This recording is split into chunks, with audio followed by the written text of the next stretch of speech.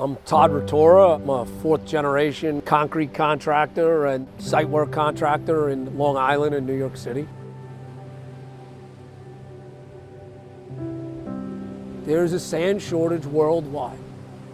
Even if it turned around tomorrow and they said, all right, you got 300 acres, you want to dig tomorrow, you can mine it. But just because they say you can do it, it doesn't make it right.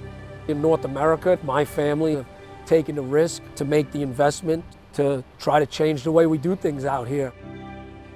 40 to 60% of the material that gets trucked out of the excavation jobs in Long Island, it's sand. If that material can get brought to this facility, washed, and put right back into the concrete that builds the same building, then we just take 80% of the trucks off the road. It lowers the carbon footprint for the whole city, let alone just the one building. The big pile over there is the fill, is the dirt that we're washing. Years ago, that's a waste material. It's not for us anymore.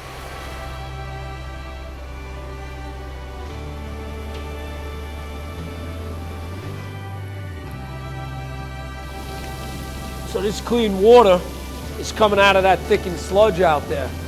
So that sludge is pumped into these filters with a high pressure pump, and it squeezes all of the water out, and the silt stays in these filters.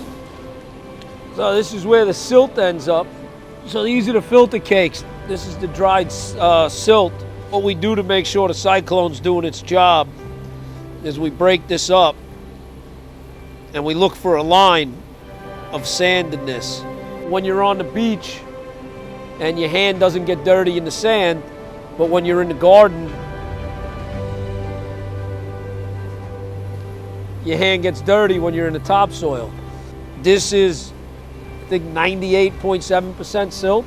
So we reclaim the East Haven Trap Rock Quarry with the 15 to 25% silt leftovers that come out of the wash plant.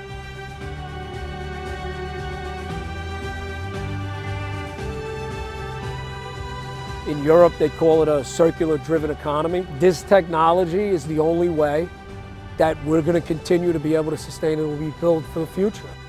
So we need to get on the same page. And that's part of the vertical integration that I've tried to build. I have control at the quarry. I have control at the sand plant. I have control at the ready-mix plant, and I'm the end user. So I don't need to get 6 different people on the same page to make something work.